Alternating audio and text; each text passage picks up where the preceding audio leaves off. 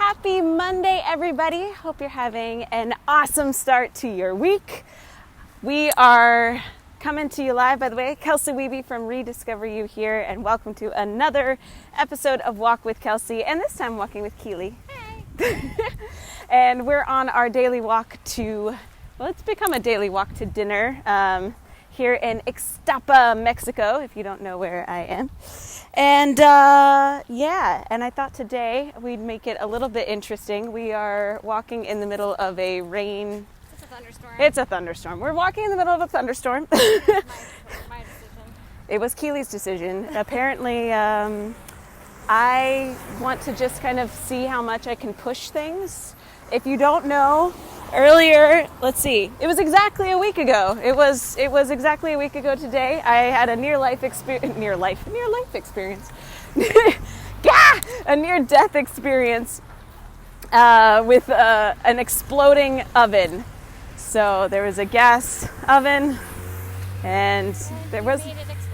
And I made it explode. It exploded there was so much compression built up that when it exploded, all of the windows in our whole condo, upstairs and downstairs, all of them flew open.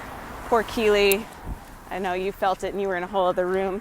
I don't really know what happened. I think I've lost one of my 9 lives. I think that's what happened, or in an alternate universe, I died. But in this universe, I'm still alive and well, and now just taking my chances with lightning. So good stuff. But anyway, that is not the point of today's Walk with Kelsey episode. Today, I really wanted to talk about, I'm in the middle, just about to finish up a book that I absolutely love and highly recommend. It's called Think Like a Monk by Jay Shetty. I know he's super popular, but if you haven't heard of Jay Shetty, please check him out. He's all over. He's got an amazing podcast. And his book's incredible, and he's all over YouTube and Facebook. He's everywhere, but really fantastic. And the thing that I really liked about it, or at least one of the things that I've taken from it and want to share with you, is this idea that location has energy and time has memory. And I think it's just really important, especially when we're thinking of habits, right? So it's really important for us to be very conscious about how we want our locations in our life to be, right? It's really confusing if you're always doing work at the kitchen table. Like then that's like a hard part when you're about to eat, right? Are you eating or are you working? Or are you doing both? And then do you tend to eat unconsciously and eat too much or too fast or not register how much you're eating or eat mindlessly? Those kinds of things. Same thing with like the bedroom. Is your bedroom your workspace? Like, are you doing work on the bed, or is it just for sleep or just for intimacy or whatever else? Trying as best you can not to let your phone be in the room with you, or not to have television or anything like that. Just try and have that space just be for sleep.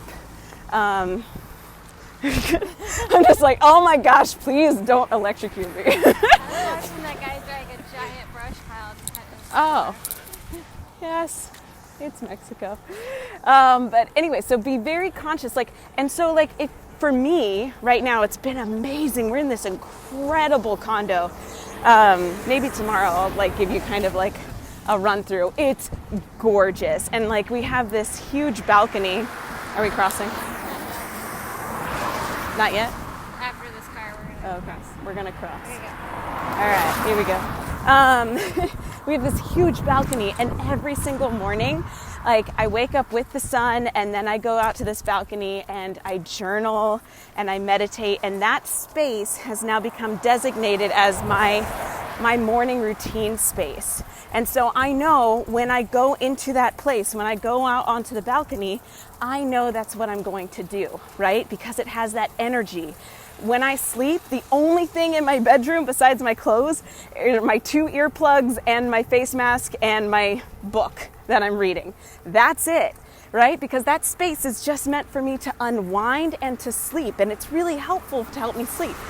The same thing for where you want to work. Try and work at the same spot and have it be this energy that feels good for you, that feels productive. Make sure at the end of the evening you're shutting it down and you're making it nice and neat so that you're ready to go and it has that productive energy the next day.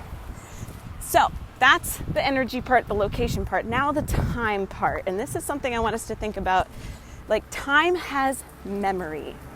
So that's why, like, if you can wake up at the same time every day, if you can do your morning routine at the same time every day, if you can eat dinner around the same time every day, if you can work out at the same time every day. I get people all the time, like, they can't seem to stick with anything because they can't choose a time that is consistent. The more often that you're consistent with one certain time, like for us, we're trying really hard to clock out by 6:30, and then we head out for dinner and we unwind and we're clocked out from work. I guess technically I'm working right now, but whatever. Anyway, but like, for real, making sure that you have a time, because then what happens is your body gets used to it. So for me, like, I do these live group workouts via Zoom every Tuesday, Thursday at 10 a.m. And I know my body just feels it. I hope that's not too loud. I don't know what he's doing. It looks...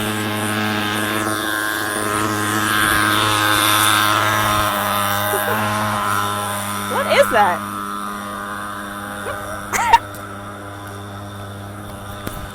Maybe spraying for pesticides. I don't know what that was. Anyway.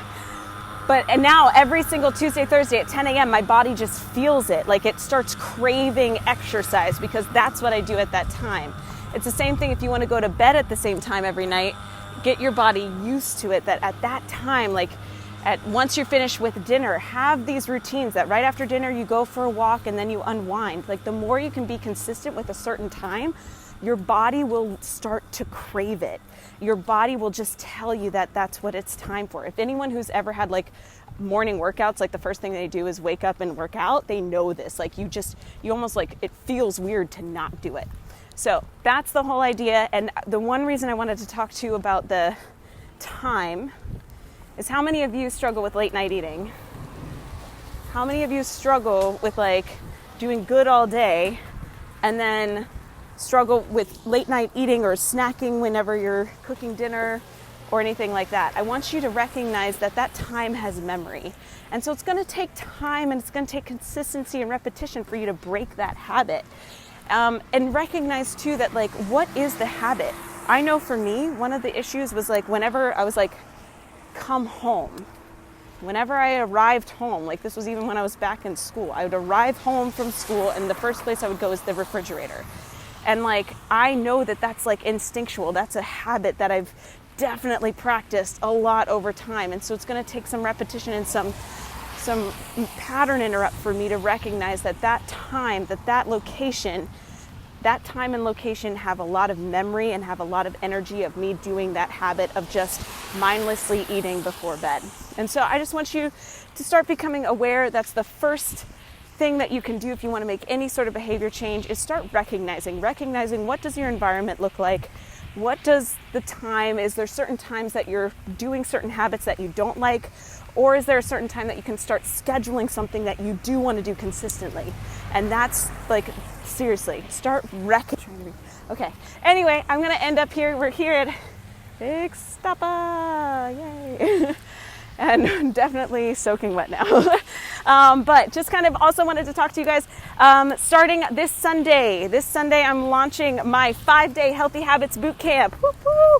Anyone is welcome. Everyone is welcome. Anyone who wants to start implementing the 4 foundational habits to health and understanding the 4 pillars of how to create good habits and break bad ones. We're going to be talking about neuroplasticity and how the brain works, and how to break things down, like what's the first step you should be taking if you're wanting to prioritize your self-care and actually stick to these habits and make it consistent. So I left the link in the comments. Click the link, join us. Anyone's welcome. 5 days for free accountability, and we're meeting live every day.